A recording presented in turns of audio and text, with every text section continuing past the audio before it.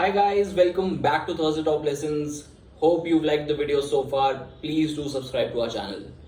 Today we're going to talk about Psychology of Money by Morgan Housel. Psychology of Money, written by Morgan Housel, is a simple yet effective book of financial education. It is so simple that the reader might feel like it is common sense. But this common sense definitely needs a reinforcement. It emphasizes on the fact that finance is more behavior than stats. If you take care of behavior, stats take care of themselves. Okay, to begin with, let's understand the basics of behavior. First, physics isn't controversial. It's guided by laws. Finance, it's different.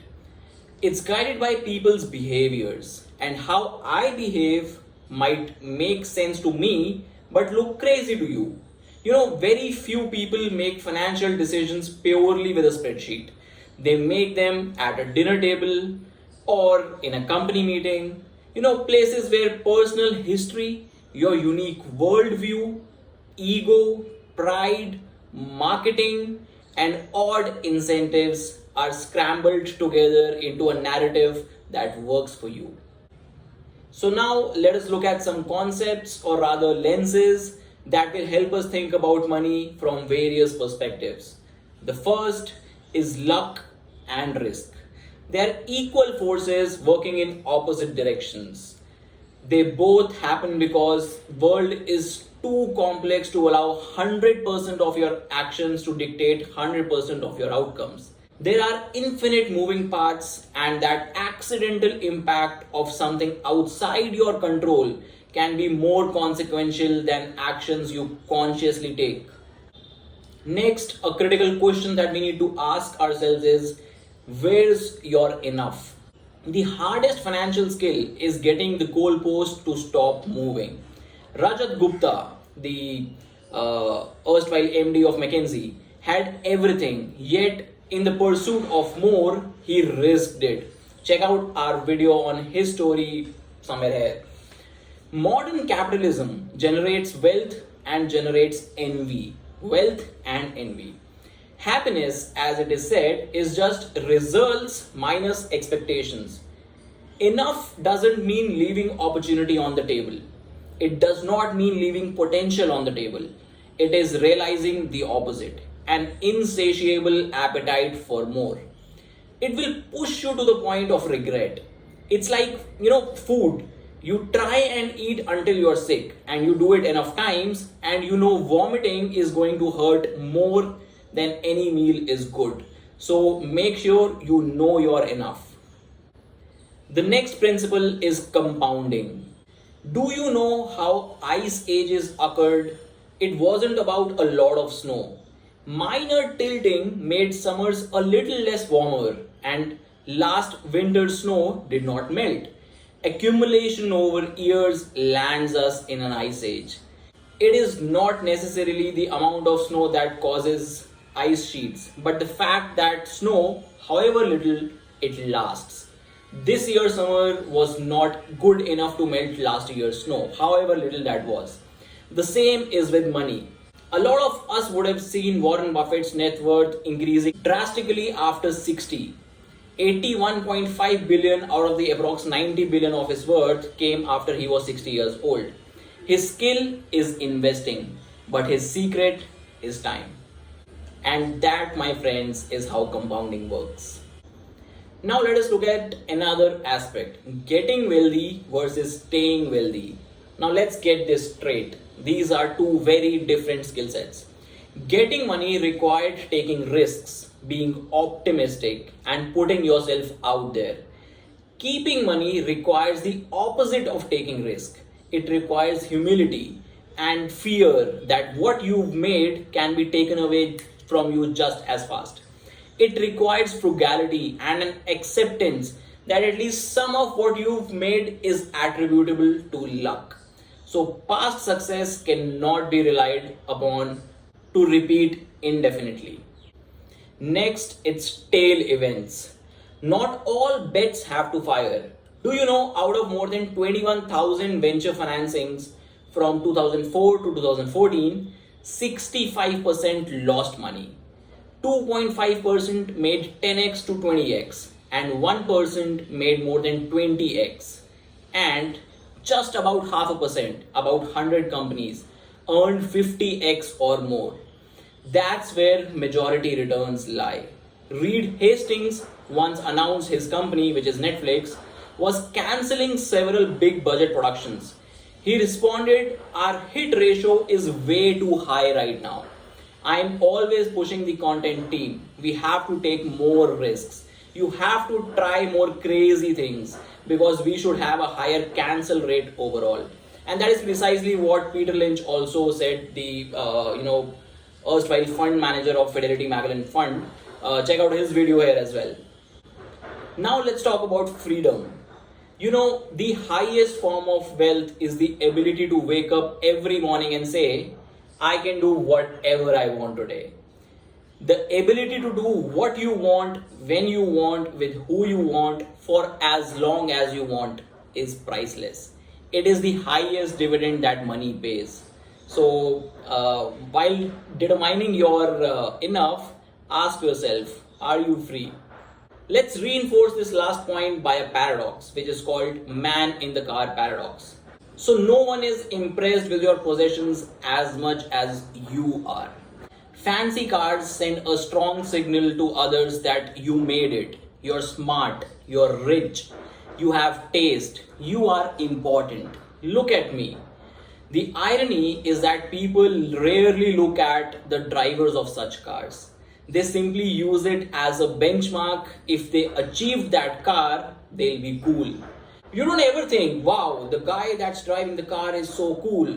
You always think, wow, if I had that car, people would think I am cool. So that is the man in the car paradox. Now let's talk about another important aspect about wealth.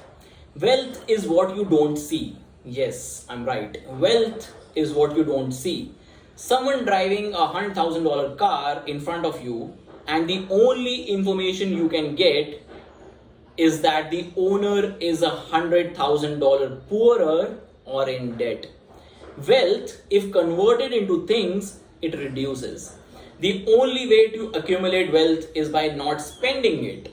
Rich is a current income. Someone driving a fancy car to afford a monthly EMI is rich. But wealth is hidden. It's income not spent. Its value lies in offering you options, flexibility, and growth to one day purchase more stuff than you can right now. So, going back to the basics, save money. Building wealth has little to do with your income or investment returns, and lots to do with your savings rate. You have a better chance of building wealth without high income, but you have absolutely zero chance of building wealth without a high savings rate. More importantly, the value of wealth is relative to what you need. Past a certain level of income, what you need is just what sits below your ego. So always remember, reasonable is greater than rational.